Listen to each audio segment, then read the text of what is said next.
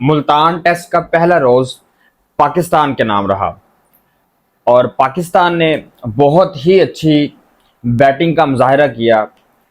और सबसे पहली बात कि शान मसूद जिस तरह से खेले हैं, दाद देनी पड़ेगी उनकी कैप्टनसी पर।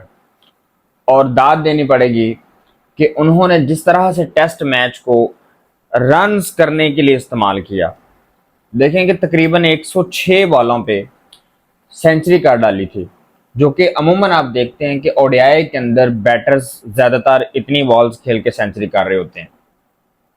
और जिस तरह से फिर अब्दुल्ला शफीक ने सेंचुरी की और छक्के के साथ सेंचुरी मुकम्मल की, वो भी एक बड़ी दलेराना शॉट मारी थी उसने। और जिस तरह से बिल्ड किया इनिंग को अब्दुल्ला शफीक और शान मसूद ने, वो काबिल तारीफ है। बहुत ही ज़बरदस्त बैटिंग की है आज अब्दुल्ला शफीक और शान मसूद ने, और बहुत अच्छी। लेकिन यहाँ पे बहुत सारे जो एग्स क्रिकेटर्स हैं इंग्लैंड के, खासकर माइकल वॉन, वो कह रहे हैं जी मुल्तान की विकेट बहुत ज़्यादा फ्लैट है, बॉल बैट पे आ रहा है और बॉलर्स के लिए जो है वो ये विकेट कब्रिस्तान है। अब इस बात का फैसला इंग्लैंड की बैटिंग के बाद ही होगा। और जबकि इसमें आप देखें कि अब्दुल्ला शफीक और शान मसूद इतनी अच्छी बैटिंग कर रहे हैं, जहाँ पे जो कि हम दाद दे रहे हैं और होनी भी चाहिए, उसी जगह पे आप देखें साइम अयूब, जो कि स्टाइलिश प्लेयर पाकिस्तान का माना जाता है, जितने चांसेस उसको दे दिए गए हैं और वो जितने चांसेस ज़ाया कर रहा है, इतने चांसेस ना हमने किसी को दिए हैं पहले, और ना ही किसी ने इतने चांसेस ज़ाया किए हैं। अगर ज़ाया किए हैं तो उसके बाद वो टीम में नहीं आया। लेकिन साइम अयूब को हम बार बार उसको धकेल रहे हैं टेस्ट क्रिकेट के अंदर भी, जो कि बाहर नजर आ रहा है कि वो टेस्ट क्रिकेट खेलने वाला प्लेयर नहीं है। अब देखें, आप जितनी भी इनिंग खेली हैं, बांग्लादेश का टूर देख लें, अब देख लें, उससे पहले देख लें, जितनी भी उसने इनिंग्स खेली है, कोई खास टेस्ट क्रिकेट की इनिंग लगती ही नहीं है उसकी। आप टेस्ट क्रिकेट में भी नो लुक शॉट जिस तरह पिछले बांग्लादेश के सीरीज में उसने ट्राई की है, कर ही नहीं सकते। ये T20I की शॉट है और आप जो है इसको टेस्ट में कर रहे हैं। बहरहाल आज तो खैर जिस तरह कैच दिया इन्होंने वो एक अलग चीज़ है, लेकिन आज भी 10 बॉलों पे 4 रन किए हैं और बिल्कुल भी इतना अच्छा खास परफॉर्मेंस नहीं दी।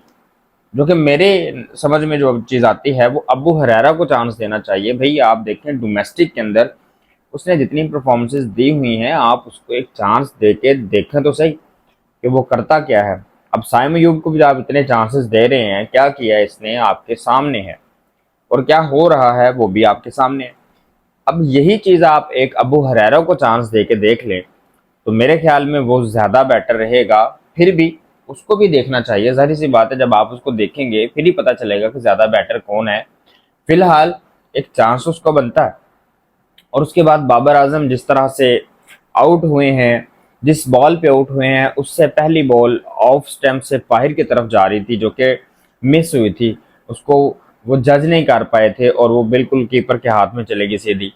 जबकि उसके बाद इन स्विंग की उसने, वॉक्स ने जब इन स्विंग की तो वो LBW आउट हो गए बाबर आजम।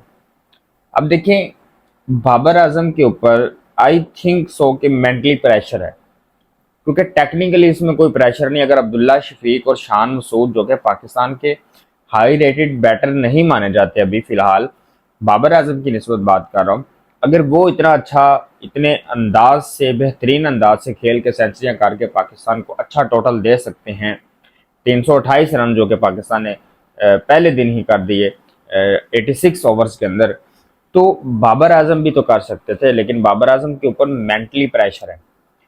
और पहले भी मैं बात कर चुका हूं, देखें आप जितना मर्जी बड़े खिलाड़ी हैं, आप अगर मेंटली प्रेशर के अंदर हैं तो आप रेस्ट कर लें। कैप्टन को चाहिए कि रेस्ट दे दे, PCB को चाहिए और बाबर आजम को खुद चाहिए कि वो कहे कि जी मैंने अभी रेस्ट करनी। नो डाउट बहुत अच्छे बैटर हैं बाबर आजम, लेकिन जब आप मेंटली प्रेशर में होते हैं तो आप रेस्ट कर ले तो ज़्यादा अच्छा होता है। देखिए धोनी ने सचिन तेंदुलकर को भी रेस्ट करवाई हुई है, ठीक है, सहवाग को भी रेस्ट करवाई हुई है। ये वो बैटर हैं जो बड़े ही खतरनाक बैटर हैं। और शान मसूद ने जिस तरह सेंचुरी की है, मोहम्मद यूसुफ के बाद 2006 के अंदर जो कि वेस्ट इंडीज के खिलाफ उन्होंने सेंचुरी की थी, मुल्तान के अंदर उन्होंने सेंचुरी की है, तो ये एक बहुत अच्छी चीज़ है। लेकिन हमारे जो बैटर हैं, अब शान मसूद के बाद सऊद सऊद शकील ने जिस तरह से इनिंग खेली है, और देखिए हमने रन्स करने हैं अभी, ठीक है। इंग्लैंड ने जिस तरह से क्रिकेट खेलनी है वो भी हमें पता है कि जिस तरह से वो टेस्ट क्रिकेट खेलते हैं, उनके उनको नहीं पता कि वनडे और टेस्ट में क्या फ़र्क है। वो तो वनडे की तरह खेलते हैं टेस्ट मैचेस को, और हमें भी इस तरह रन्स करने हैं, क्योंकि जिस तरह से उन्होंने रन्स करने, उन्होंने रन्स करके आगे आपको बारी दे देनी दोबारा। और आपको चाहिए कि बांग्लादेश की तरह अब इस इनिंग को डिक्लेयर नहीं करना आपने, जैसे हमने पहले मैच के अंदर 454 रन हमारे हुए, हमने कहा जी इनिंग डिक्लेयर कर दे, बांग्लादेश से कौन सा ये होने हैं, और हमने इनिंग डिक्लेयर की और रिजल्ट क्या था हमें पता है। अब इंग्लैंड के खिलाफ भी हमें चाहिए कि हम इनिंग डिक्लेयर ना करें, अब फुल इनिंग जाने दें, 10 आउट करवाएं पूरे अपने, चाहे कल का सारा दिन खेल लें, उसके बाद इंग्लैंड को आए। अगर आपने इंग्लैंड को पकड़ लिया तो फिर आप देखें कि आप 5वें दिन के पहले दूसरे सेशन के अंदर मैच जीत भी सकते हैं। अब इतनी ज़्यादा क्या सराहना तो नहीं फिलहाल कर सकते हम, लेकिन मैं एक बात कर रहा हूं कि आप इस तरह से डिक्लेयर करने का बिल्कुल सोचे नहीं। टेस्ट मैच की जो टेक्निक्स हैं आप उनके ऊपर जाएं और डिक्लेयर करने का बिल्कुल ना सोचें, ठीक है। बाकी रही बात हमारी बॉलिंग अटैक की, तो बॉलिंग अटैक में कतन हमें इस दफ़ा शाहीन अफरीदी को नहीं खिलाना चाहिए था। अल्दो कि वो हमारा बहुत अच्छा बॉलर है, लेकिन आप देखें चैंपियन कप के अंदर वो अनफिट हुआ है, और वो जो गेंद की स्पीड है उसकी वो 128, 30, 25, 26 इतनी है, और अमीर हमजा को आप खिलाते वो ज़्यादा बेटर था, ठीक है, लेकिन हम उनको खिला नहीं रहे। तो ये चीज़ है कि आप जो अनफिट बंदा है, जैसे शाहीन अफरीदी और बाबर आजम, इन दोनों को रेस्ट करनी चाहिए। इनकी जगह पे कोई नया पर्सन आए, उनको आप आजमाएं, ताकि हमारी बेंच स्ट्रेंथ भी बने। हम जब नए बंदे को चांस नहीं देंगे तो हमारी बेंच स्ट्रेंथ नहीं बनेगी, ठीक है। बेंच स्ट्रेंथ इस तरह बनती है।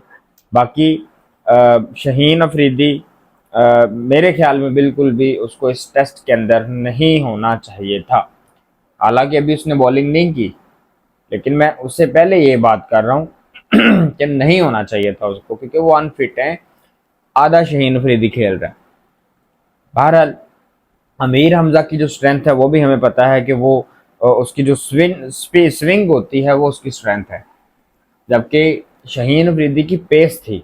अब वो पेस कितनी है वो सबके सामने है, जो भी क्रिकेट देखता है उसको पता है कि उसकी कितनी पेस रह गई है और वो कितना फिट है, ये भी। तो पहले दिन का टेस्ट पाकिस्तान के नाम रहा। अब देखना यह है कि नेक्स्ट 4 दिन कैसे गुजरते हैं और पाकिस्तान क्या करता है, स्पेशली कल का दिन जो दूसरा दिन है, वो देखना पड़ेगा कि पाकिस्तान कितने रन्स बना पाता है। पाकिस्तान 500 तक तो एटलीस्ट पाकिस्तान को पहुंचना चाहिए, और डिक्लेयर नहीं करनी चाहिए इनिंग। आप भी अपनी राय का इजहार करें।